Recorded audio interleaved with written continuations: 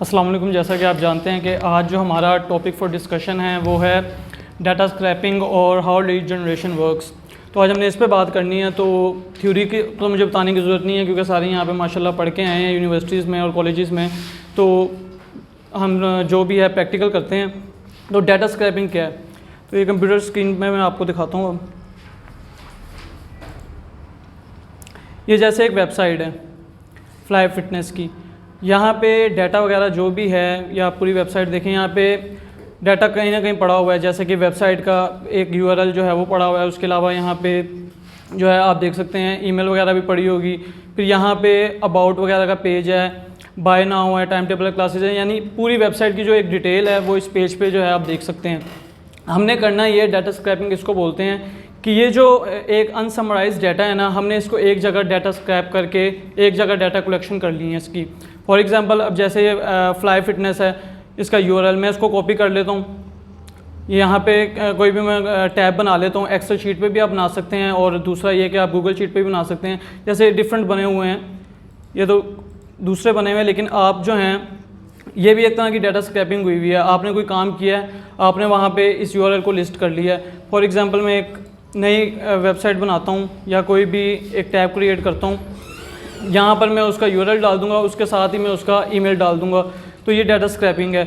ये सिर्फ ये नहीं कि आपने वेबसाइट का या ईमेल को आपने लेना है, आप फुल नेम भी ले सकते हैं, कंपनी की जो डिटेल्स हैं वो भी आप दे सकते हैं। और इस तरह की आप कैटेगरीज बना सकते हैं। उसका फ़ायदा आपको ये होगा, जब आपने जिस बंदे को पिच करना है आप उसको अकॉर्डिंगली वैसे ही पिच कर सकेंगे। मतलब आपने जिम के बंदे को करना है तो आपको जिम की डिटेल्स, आप ये जैसे शीट 1 है उसको आप रीनेम करके जिम कर सकते हैं। इसी तरह आगे स्पा है तो उसको हम स्पा कर देंगे। इसी तरह जो है हम सारी कैटेगरीज को लेके चलेंगे। तो इसका जो डाटा अनअरेंज डाटा वेबसाइट पे पड़ा हुआ है ना, इसको जो आप एक जगह कलेक्ट करके एक शीट में रखते हैं, that is called data scraping. ठीक है। अब डाटा स्क्रैपिंग के बाद जो है उसके कुछ टूल्स हैं कि हम डाटा स्क्रैप करते हैं किस तरह। और डाटा स्क्रैप करने का जो हम फ़िलहाल टूल यूज़ कर रहे हैं, क्योंकि हमें ईमेल एड्रेस चाहिए होता है, तो ये एक प्लगइन है ईमेल एक्सट्रैक्टर के नाम से। तो किसी भी जब हम वेबसाइट को खोलेंगे, जैसे हम खोलते हैं जिम इन यूके, ये जो यहाँ पर आ रहे हैं ये गूगल लोकल लिस्टिंग इसको बोलते हैं। हम यहाँ से इसको व्यू ऑल कर लेंगे।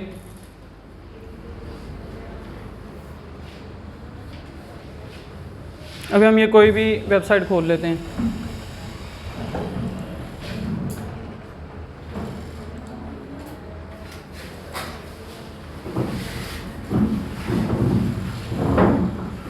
जैसे ये एक वेबसाइट खुल गई है, बैलेंस योगा क्लब।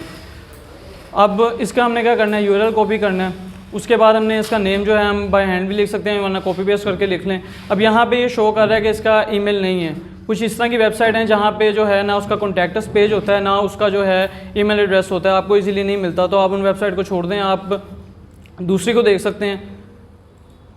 ऐसे मैं देखता हूँ अभी इसमें कोई अगर मिल जाए तो। आपने कोशिश करनी है, अगर आप यूएस से निकाल रहे हैं तो डाटा स्क्रैपिंग के लिए आप जो है प्रॉक्सी का इस्तेमाल करें यूएस की, क्योंकि अगर आप वैसे विदाउट प्रॉक्सी निकालेंगे तो आपको जो है वो लोकल रिजल्ट्स नज़र आएंगे, आपको दूसरे रिजल्ट्स नहीं नज़र आएंगे। तो डाटा स्क्रैपिंग के लिए वैसे दूसरे वेबसाइट के भी हैं टूल्स, वेबसाइट एक्सट्रैक्टर है, उसके अलावा डाटा स्क्रैपर के नाम से भी है। हम जो है फ़िलहाल ईमेल एक्सट्रैक्टर है वो हम इस्तेमाल कर रहे हैं उसके लिए, क्योंकि हमें ईमेल्स चाहिए होती हैं। तो हम ईमेल एक्सट्रैक्टर को यूज़ करते हैं। अगर आपने फ़ोन नंबर किसी का निकालना है तो आप फ़ोन नंबर एक्सट्रैक्टर जो प्लगइन है वो इंस्टॉल कर सकते हैं। वो सारे आप यहाँ पे गूगल पे लिखेंगे किसी किस्म के भी, तो आप वो कर लेंगे। अब देखें यहाँ पे जैसे ये है मार्कस डेविस, ये वैसे इसका तो नहीं है लेकिन अभी ये जल्दी जल्दी में शो कर रहा है। इसका अगर इसका होगा तो आ जाएगा। अब जैसे कॉन्टैक्ट्स पे आ गए हम, ये इसका कॉन्टैक्ट्स पेज है। अभी देखें यहाँ पे उन्होंने शो कर दिया। अब यहाँ से आ गया इसका हमारे पास ईमेल एड्रेस, यहाँ से आ गई इसकी वेबसाइट का यूआरएल, कॉन्टैक्ट्स पेज, और हमें इसकी दूसरी डिटेल्स चाहिए। जैसे ये लाहौर में है तो हम लाहौर लोकेशन में लिख सकते हैं। उसके अलावा फिर इसका ऑनर कौन है या बिज़नेस नेम इसका क्या है, सारी डिटेल्स जो है एक जगह हमने कलेक्ट करनी है, तो वो हम कर सकते हैं इसके थ्रू। डाटा स्क्रैपिंग टूल्स डिफरेंट हैं, लेकिन हम जो है इस वक्त एक इस्तेमाल कर रहे हैं। उसके बाद है ईमेल हार्वेस्टिंग क्यूरी। तो ईमेल हार्वेस्टिंग जो बेसिकली है ना, वो आप क्या करते हैं कि आप एक क्यूरी लगाते हैं गूगल पर। उसके बाद आप जो है जिम, फेसबुक वगैरह एक पूरा एक फार्मूला है जिसको आप लगाते हैं और उसके बाद सर्च आउट करते हैं। उसमें आप करते ये हैं कि जैसे गूगल है, यहाँ पे आप सेटिंग्स में जाते हैं, सर्च सेटिंग्स में जाके यहाँ पे ये 100 हुआ हुआ है ऑटोमेटिकली।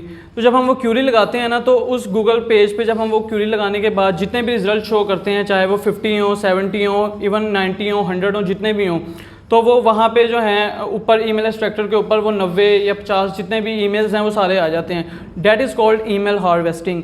लेकिन उसका नुकसान ये है कि जैसे आप फिटनेस और वेलनेस कैटेगरी को हम सारे वो टारगेट कर रहे हैं, तो उसमें हम जो है वो फ़िल्टर आउट नहीं कर सकते चीज़ों को। ईमेल हार्वेस्ट होके आ रही हैं, वो फेक भी हो सकती हैं, वो ऐसी हो सकती हैं जो एग्जिस्ट ही नहीं करती। जैसे कि आप किसी को मेल करते हैं फॉर एग्जांपल जीमेल का इस्तेमाल करते हुए, तो आपको बाज़-औक़ात उसका रिप्लाई आ जाता है, बाउंस बैक हो जाती है या एड्रेस नॉट फाउंड। तो ईमेल हार्वेस्टिंग का ये नुकसान होता है कि आप कोई भी ईमेल जो कर रहे हो, आप सिंपल सी एग्जांपल ले लो कि आप किसी को फिटनेस का जो है अपने सेल्स पिच देना चाह रहे हो, तो आप उसको जो है वो बंदा फिटनेस का है ही नहीं, ईमेल हार्वेस्टिंग के थ्रू आप उसको मेल कर रहे हो, वो एक आम बंदा है, वो सेंट्री वाला है या कोई उसका टाइल्स का बिजनेस है या वो कुछ और करता है। तो जब वो देखेगा, उसके लिए तो वो आम सी चीज़ है, वो कहेगा ये पता नहीं क्या वेलेक्स से मुझे क्या कर रहा है। तो इससे हमारा नुकसान ये होगा ईमेल हार्वेस्टिंग से कि हमारी ईमेल्स को वो स्पैम जो है डिटेक्ट कर सकता है, वो रिपोर्ट कर सकता है, और हमारी जो है ईमेल की जो रेपुटेशन है वो उससे जो है बहुत ज़्यादा इफेक्ट होगी, ख़राब हो जाएगी हमारी। तो हमने ये चीज़ नहीं करनी। बेहतरीन तरीका ये ईमेल हार्वेस्टिंग के अलावा हम कोशिश ये करें कि मैन्युअली जो है वो डाटा कलेक्ट करें डाटा स्क्रैपिंग के थ्रू। तो इसका हमें ये है कि हमें कैटेगरीज़ का पता होता है, हम कैटेगरीज़ के जो है अकॉर्डिंगली हर बंदे को पिच करते हैं, सेल्स पिच जो है उसको उसके अकॉर्डिंगली देते हैं। तो ईमेल हार्वेस्टिंग जो है ये बहुत ज़्यादा एक तरह का ईमेल स्कैमिंग भी इसको कहते हैं, तो इससे बचना चाहिए। उसके अलावा है बिज़नेस लिस्टिंग वेबसाइट्स। अब जैसे मैं यहाँ पे लिखता हूँ येल्प,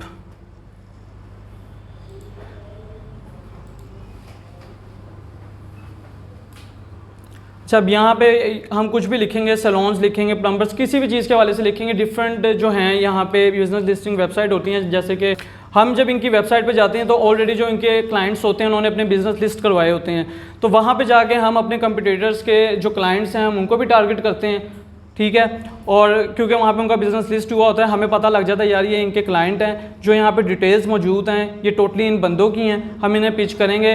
अब तरीकाकार हमने डिफरेंट उनसे किस तरह रखना है, हमने उनको किस तरह आउटरीच करना है, क्योंकि वो ऑलरेडी जो है हमारे कंपटीटर्स के कस्टमर हैं। तो आपने क्या करना है आउटरीच के लिए, कोई वर्ड प्ले ऐसा करना है, कोई इस तरह की ऑफर्स देनी है, कुछ इस तरह का करना है कि आपकी वो बात सुने भी और आपके जो है वो वेलेक्स को लेने पे मजबूर हो जाएं। वो किस तरह होगा कि आपको उनके बिज़नेस के मुतालिक हर चीज़ की जो है वो मालूमात होनी चाहिए कि उसका ऑन कौन कर रहा है, वो टोटली उनका बिज़नेस स्ट्रक्चर है क्या। फॉर एग्जांपल आप कोई वेबसाइट खोलते हो, वो फिटनेस की होती है, लेकिन आप वो कहते हो कि यार फिटनेस लिखा हुआ है, इसका मतलब ये कोई जिम ही है, ये फिटनेस क्लब ही है, फिटनेस स्टूडियो, जबकि वो फिटनेस वेयर का होता है या फिटनेस इक्विपमेंट्स का वो कोई होता है। इसी तरह सिमिलरली आप जिम के लिए कोई खोलते हो तो वो जिम वेयर का होता है, वो होता कुछ और है, वियरिंग या क्लोथिंग ब्रांड होता है। तो आप उसको पिच कर लोगे, वो भी इंटरेस्ट कभी भी नहीं लेगा वेलेक्स में, क्योंकि हम जो है हमारी जो टारगेट निश है वो ये है कि हमने फिटनेस और वेलनेस इंडस्ट्री बिजनेस ओनर्स को टारगेट करना है, जो जिम, फिटनेस क्लब और इस सबको ऑन कर रहे हैं, पर्सनल ट्रेनिंग वगैरह को। उसके बाद है जी डाटा कलेक्शन एंड स्टोरिंग। ये मैंने आपको बता दी है कि आप इसको एक्सेल शीट में भी जो है वो स्टोर कर सकते हैं। उसके अलावा गूगल शीट ऑनलाइन है, वो आप सबके साथ शेयर कर देते हैं। ये है कि आपका अगर डाटा किसी तरह करप्ट भी हो जाता है तो यहाँ पे आपका सेफ रहता है। उसके अलावा माइक्रोसॉफ्ट असेट्स डेटाबेस पे लोग पूरा डाटा, पूरी शीट्स जो हैं वो सेव करते हैं। तो डाटा कलेक्शन और उसकी स्टोरिंग जो है इसको आप जो है गूगल शीट पर अगर करें तो ज़्यादा अच्छा होगा। उसके बाद है कि लीड जनरेशन हम किस तरह करते हैं। फॉर एग्ज़ाम्पल अब वेलेक्स है, ये कोई भी ब्रांड है, कोई भी रेस्टोरेंट है, एक नया रेस्टोरेंट खुला है, तो रेस्टोरेंट को जब आप मार्केट कर रहे हो ना, उसकी मार्केटिंग कर रहे हो, आप बता रहे हो लोगों को कि यार हम मार्केट में नए आए हैं, तो आपने स्टार्ट में तो ये करना है उसकी मार्केटिंग लोगों को हाउ नो। उसके बाद जो मेन आपका फोकस होगा ना मार्केटिंग का अगला स्टेप जो है वो है लीड जनरेशन। इसको आप आसान अल्फाज में कह सकते हैं बिजनेस जनरेशन।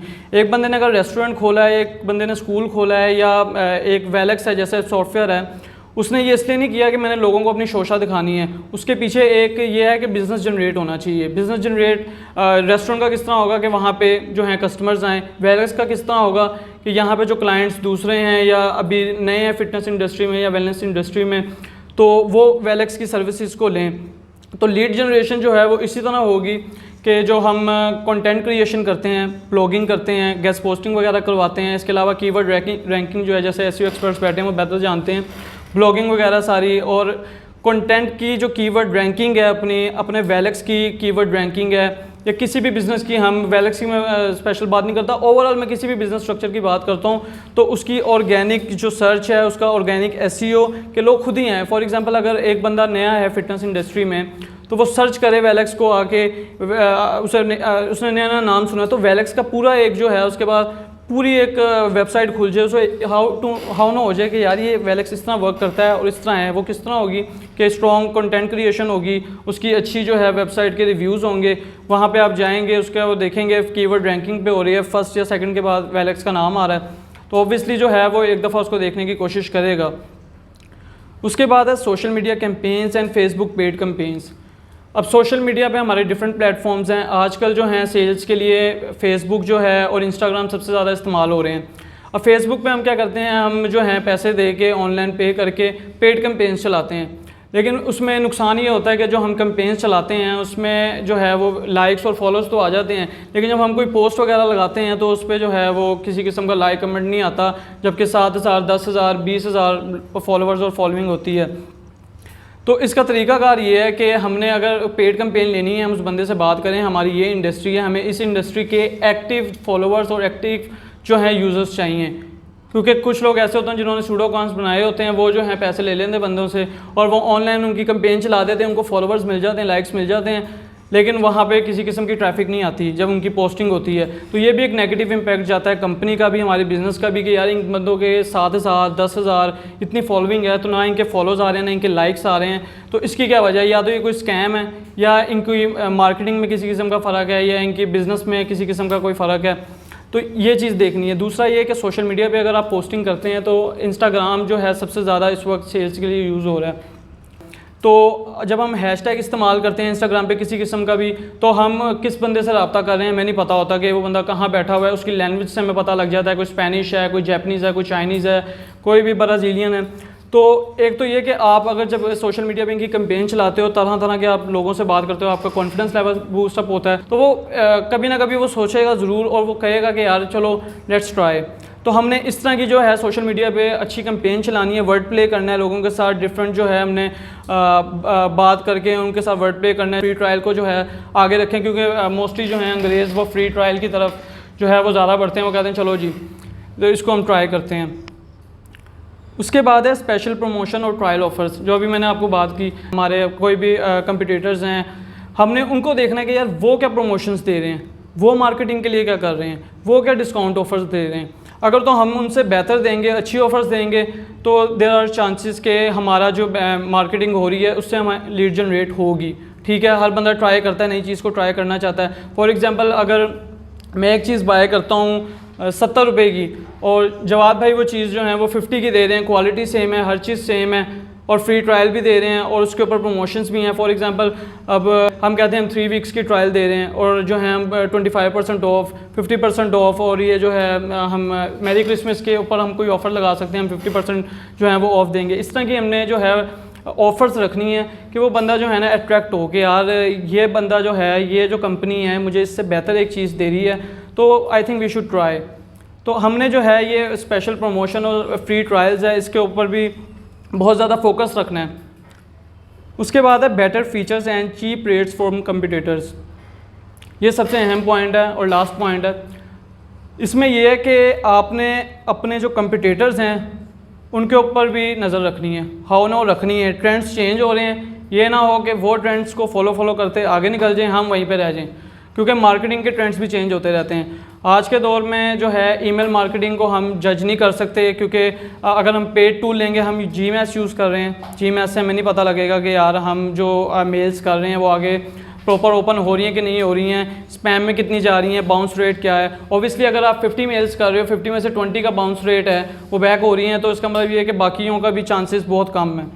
अगर हम पेड वो यूज़ कर रहे हैं, जैसे मेलचिम्प को इस्तेमाल कर रहे हैं, पेड टूल है वो, तो उससे हमें वो ड्राइव कर सकते हैं। दूसरा तरीका ये है कि हम कंपटीटर्स पे नज़र रखें, बिज़नेस लिस्टिंग उनकी वेबसाइट पे हुई हुई है, वहाँ पर हम जाएं, उनके क्लाइंट्स उठाएं, कॉन्टैक्ट अस पेज हमारे पास मौजूद हैं। आपको मैंने बता दिया कि आप डाटा स्टोर किस तरह कर सकते हो, डाटा स्क्रैप किस तरह कर सकते हो, ओवरऑल इन्फॉर्मेशन निकालो उसकी, वहाँ से उनको पिच करने की कोशिश करो।